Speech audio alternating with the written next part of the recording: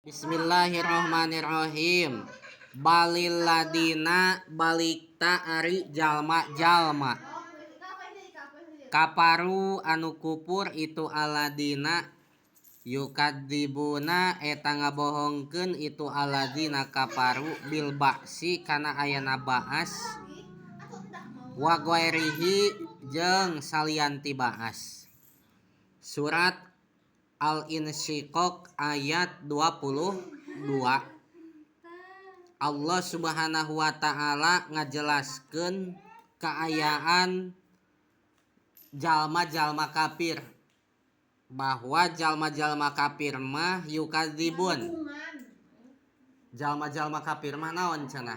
Yukadzibuna, ngabohongkeun. Ngabohongkeun kana naon? Di antara nama jalma-jalma kafir teh ngabohongkeun bil ba'si kana ayana ba'as. Ngabohongkeun kana ayana ba'as teh berarti jalma-jalma kafir mah teu percaya kana ayana naon ba'as. Cek dina Al-Qur'an bahwa aya ba'as, dina hadis Nabi ngajelaskeun ba'as, maka jalma-jalma kafir mah bohong, teu percaya eta teh ayana ba'as teh. Kitu cek saha? Cek jalma-jalma kafir.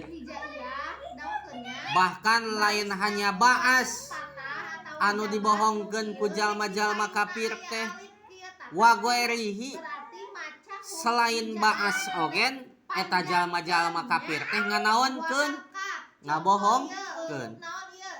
Apal ba'as? Naon ba'as teh paja? Delki. Hah? Naon ba'as teh?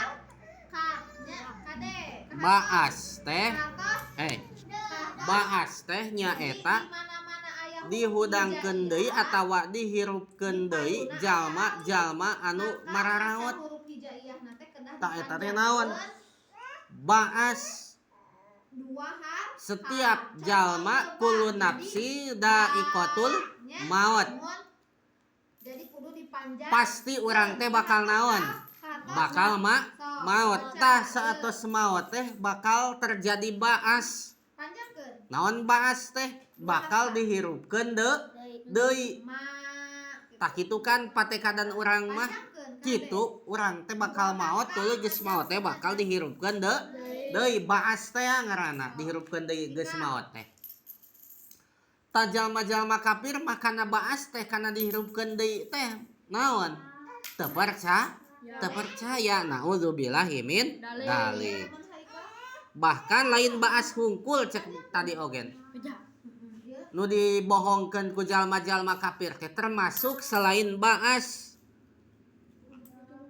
Tah kitu, maka kesimpulan tina ayat 22 ieu kulantaran Allah Subhanahu wa ta'ala ngabahasakeunana jalma kafir mah nganaonkeun, ngabohongkeun, maka urang mah sing yakin bahwa apa yang diberitakan oleh Allah di dalam Al-Qur'an, apa yang diberitakan oleh Nabi di dalam hadis, urang mah sing yakin eta teh berita ti Allah jeung berita ti Rasul teh bener, termasuk ba'as. Nu maot bakal dihirupkeun deui, urang kedah ngayakinkeun bakal terjadi.